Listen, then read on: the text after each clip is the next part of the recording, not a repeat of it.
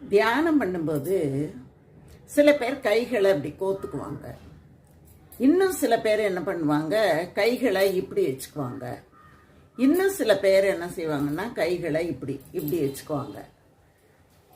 எப்படி கைகளை வச்சுக்கிறது அப்படிங்கிற சந்தேகம் தியானம் பண்ணுறவங்களுக்கு வருது. அதனால நிறைய பேர் கேட்குறாங்க, கைகளை எப்படி வச்சுக்கணும்? சில பேர் கைகளை ஒன்றுமே பண்ணக்கூடாது, இப்படியே வச்சுக்கோங்க அப்படின்னு சொல்லுவாங்க. அப்போது நம்ம கைகளை எப்படி வச்சுக்கிறது அப்படின்னு ஒரு சந்தேகம் வரும்போது ஒரு ஞானி ஸ்ரீயம் சொல்கிறாரு, எதையாவது நீங்கள் இறைவனிடத்தில் கேட்கணும் அப்படின்னா கைகளை மேல் நோக்கி வச்சுக்கோங்க.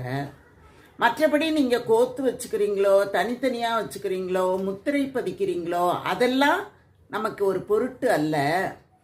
நம்ம சௌகரியமாக உட்காந்துக்கிட்டு தியானம் பண்ணணும், அதுதான் ரொம்ப முக்கியம் அப்படின்னு அவர் தியானத்தை பற்றி சொல்ல.